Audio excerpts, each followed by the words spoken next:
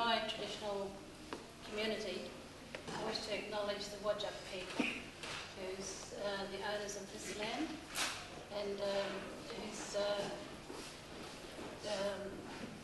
land that we meet with it tonight. And I'd also like to acknowledge their successful federal court decision of having a claim over this Perth city. In fact, it's the only land claim over an Australian capital city, and the Whadjuk people were successful in that claim. I'd also like to thank the Greens and Senator Ludlam to have me at this forum, and to acknowledge our other guest speakers, Frank and Nina, and thank you again for your stories. I want to pause just for a moment and reflect about a Noongar woman once said to me, another group of women. Her name was Liz Hayden, and she said to all of us, if you want to tell a story, you have to take it to a place of healing. And I hope that the three stories that you hear tonight can be taken to a place of healing, to a place of righting the wrongs against Indigenous peoples throughout the globe, to take it to a place where human rights are universal and indivisible to all humankind, and finally to take it to a place where this basic principle is fully accepted and recognised. According to the UN fact sheet, there are over 370 million Indigenous peoples living in 75 different countries. But despite our cultural diversity, we have the same story of dispossession of our traditional lands, widespread destruction of our cultural practices, economies, and relegated as minority status in our own country. We have the worst statistics of every measurable social, political and economic indicators as compared to other citizens in the countries in which we live. What we have is the same stories, but different storytellers. But up to 150 million of that 370 million Indigenous people live in 54 British Commonwealth nations. That's almost half, or one half, of the world's global Indigenous peoples. And when we consider the poor status that we find ourselves in, then these nations have a lot to answer for. And how can this situation be returned around for the betterment of all Indigenous peoples? I am a descendant of the Yamatji, Yawuru and Yungar people, whose traditional territories are in the Kimberley, Gascoyne, Murchison and southwest regions of Western Australia. And tonight I'd like to share with you with my stories, my life experiences and knowledges of the similarities and difference between Indigenous people living in the British Commonwealth countries of Australia, Canada and New Zealand. I think that was my brief. But before I take you on this venture, I would like to acknowledge the invisible people who are at the front here with me. They're my family and friends who help to take care of my children, my home and my work business, and looking after myself in times of need while I was crisscrossing the Australian continent and the world globe in the defence of human rights for Indigenous peoples for the past 3.5 decades. To all of you, I say thank you. But sadly, two of my best helpers are no longer with me today. My father and older brother passed and have been sorely missed. In particular, I miss our daily routine of joining our mother at the end of each day to talk about day's events. We would discuss everything that took place that day, often commenting on what would need to be done to improve a bad situation or simply to celebrate an achievement. Story time is what we jokingly called it. And tonight, I want to thank you for being present and be part of my story time. So in honour of them and my mother, this is my story. Where do I start? It begins with my birth in the northwest coastal town of Carnarvon in Western Australia. Founded in 1883, it now boasts of its major industries of mining, agriculture, fishing, sheep and cattle industry. In the recent 210 floods, Australians would have been forgiven if they thought there were no Aboriginal people living there in the town and that they were not flood victims. The reason being that none of the media stories portrayed the flood's impact on my community and my family living in the town, despite them forming a significant percentage of the town's population of 10,000 people. But being invisible was something I learned as a small Indigenous child. One of my earliest childhood memories was attending the annual town festival and waiting with great excitement for the approach of the American left-handed army jeep to drive through the town centre. And joining other children, I would dart between parked and moving cars, then walk across pedestrian strips to force it to stop. Our parents and townsfolk made no effort to stop our activities because they knew that we wouldn't suffer from any injuries, because the jeep had no driver. It belonged to the OTC satellite Earth station that was set up to support the NASA's Gemini and Apollo space programs. It was that same satellite that was watching us from space playing on the Carnarvon streets. When it closed, Radio Australia set up its shortwave radio station to relay program to Europe and Southeast Asia. The irony of that situation never left me as I reached adulthood. Here the Australian government was exchanging news stories with its Asian neighbours and to outer space through modern and scientific communication links. Yet under the notorious WA Native Welfare Act of 1995, which Uncle Ben alluded to earlier in his welcoming speech, was that they were regularly threatening my grandfather with being taking away his citizenship rights if he continued to talk to the Asian people living in the towns and other Yamatji people living on the Aboriginal reserves and Christian missions. They demanded him to excommunicate himself from those groups of people if he wanted to maintain his rights. He had to act and think like a white man, thereby making those particular communities as invisible. My mother refused to have citizenship papers, stating that no piece of government paper could change the colour of her dark skin. However, when she did break the rules and took us to the old people at the reserve, I can remember her always looking over her shoulders in case the police arrived on the reserve, and then she would get into serious trouble. I often wondered if our 28 acres of private land that was confiscated from us to build one of the town's schools would still be with us if my parents and family had not bucked the system. But eventually my parents made the decision to leave Carnarvon to live in Perth and to give my immediate family a better chance in life. I worked hard to complete high school and later graduate to one of the top business and secretarial colleges in Perth. With my diploma tucked under my arm, I knocked on the door of the newly established Aboriginal Legal Service of WA, just 5 blocks from tonight's venue, and I asked for a job. I was hired and started the next day as a legal stenographer.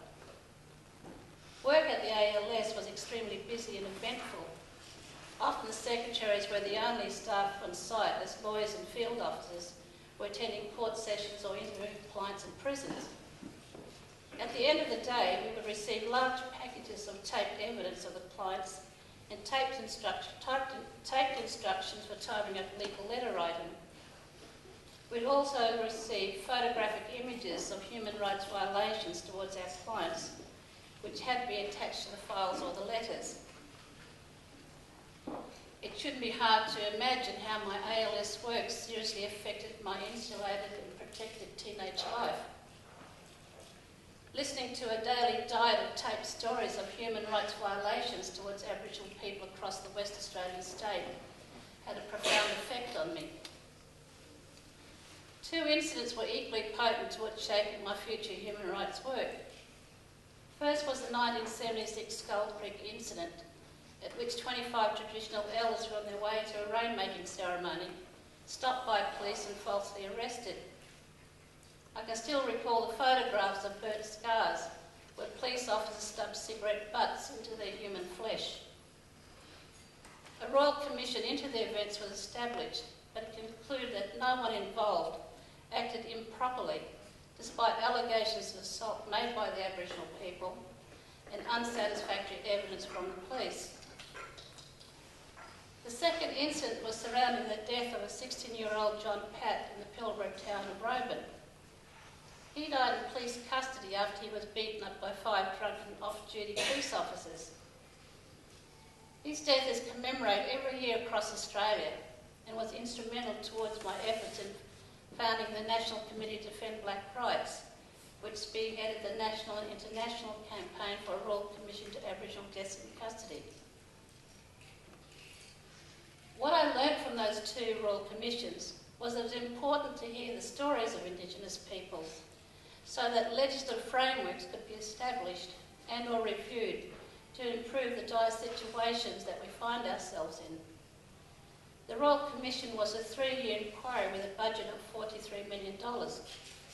It produced 339 recommendations of diversionary programs to keep Aboriginal people out of custody and how to look after them whilst they were in custody. It was also a major impetus for making government reforms. However, the notable exception of the Northern Territory government, a significant number of recommendations has not been implemented by other Australian states and federal jurisdictions. The rate of Aboriginal imprisonment has escalated and people are in prison for longer periods of time. Of particular concern is the imprisonment rate of Aboriginal women and young people. Mandatory reporting of government departments and agencies' efforts implement the recommendations, again, is a reason of higher success rate in Northern Territory. So it's one thing to have a commission of inquiry to assess a given social political problem, but it's another to have its recommendations monitored to ensure that better standards are put in place. Much of what I'll say tonight concerning the relationship of members of the British Commonwealth countries and Indigenous peoples living in those territories will not necessarily be new information for some of you. Indigenous people have already said what I will say for many decades, and in the instance like Australia, New Zealand, Canada, for many centuries. In fact, within the Commonwealth Secretariats are projects that are working towards the relationship between the member nations and Indigenous peoples. But despite this, there is no consensus or policy on Indigenous peoples throughout these member countries. Each country works on its own issues and only within its domestic legal framework. Policies are also not consistent with emerging norms and standards set at international levels. For example, Canada has proclaimed 1/5 control of its Northwest Territory, Nunavut, to the Canadian Inuits. Maori people are still waiting for the Treaty of Waitangi to be honoured by the New Zealand government. In Australia, we have the Australian Constitution being used against Aboriginal people's rights through legislation such as the Northern Territory Intervention Act. So it's not the first time that our treaty rights have been suspended under Australia's legal treaty obligations, irrespective of Labor or Conservative federal governments. With respect to the UN Declaration on the Rights of Indigenous Peoples, it is the most comprehensive international standing-setting declaration that are universal human rights instruments for the protection of Indigenous peoples. Yet the CANS blocks, Canada, not America, Canada, New Zealand, Australia, have followed the US government's lead to vote against its passage in the UN General Assembly in 2007. So in subsequent years, and as recent as last year, all 3 have adopted the declaration. However, recent research is showing that its adoption is lip service, and that only when the enshrined principles coexist with existing domestic legislation has there been any movement on implementing the overall principles? All this despite the fact that issues impacting on Indigenous peoples have been made into one of the 8 human rights priorities of the Commonwealth of Nations. The rights of Indigenous people is part of the unfinished business of decolonisation. While many of the problems facing Indigenous people today are the direct result of colonisation, the Commonwealth has not yet taken full responsibility for their rights. And this is surprising since the modern Commonwealth, originally mostly in the 1960s, with independence of former colonies, has been built on the principle of self-determination of peoples. Some people say that it's easy to give lip service to what should be done, but others say that there are many examples across the world that can be looked and examined at of how you can work within the Commonwealth of Nations. Examples such as in Peru, recently in Peru, with Indigenous peoples and what the President has done there. In terms of the Arctic Council, where the US and Canada has joined Scandinavian countries to talk about issues within the Arctic Circle, and have made Indigenous peoples such as the Sami people, in this organisation, the Sami Council, which is made of Indigenous people from 4 countries. It was Norway, Finland, Sweden and the Kola Peninsula in Russia. They've all been made as permanent members of this Arctic Circle. So there are lots of examples of country situations for the Commonwealth of Nations to have a look at. And of course there are many examples of UN mechanisms and bodies that the Commonwealth of Nations can look at, including its role, its membership of many Commonwealth nations within the Human Rights Councils and the UN Security Councils. And where at the last session with the Security Council, they had an overwhelming majority of numbers and could make a major impact on world situations where there's violation of human rights.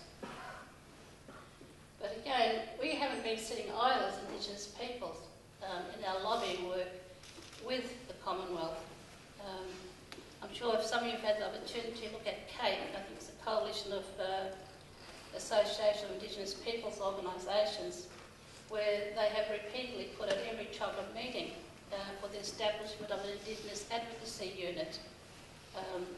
They have asked for expert working groups at CHOGM. They've asked for High Commissioners for Human Rights on Indigenous peoples. And they've also asked for the review of national and international policies within member nations that adversely affects the rights of Indigenous peoples. So there has been already quite a lot of groundwork that needs to be done that has, if you like, set the stage for Commonwealth nations to pursue. There has to be the will, the political will to want to do that, to change that. And that's why, as I started off at the beginning, that we need to tell our stories. We need to tell the stories so that standards can be developed and solutions can be developed to make sure that human rights, again, is universal, it's indivisible, and with no exceptions with Indigenous peoples. And to end, I'd just like to say that sometimes, many times actually, people say, you know, it's such hard work, such tiring work, why do you continue, you know? Why don't you just have a rest and leave it to the young people? And I'd like to end with just 2 lines from a poem's verse by the late Jack Davis, an Aboriginal poet writer. And this is in relation to all my decades of work with Aboriginal deaths in custody. And the reason why I don't stop is because I can't forget the silhouette of a concrete floor a cell door, and John Pat.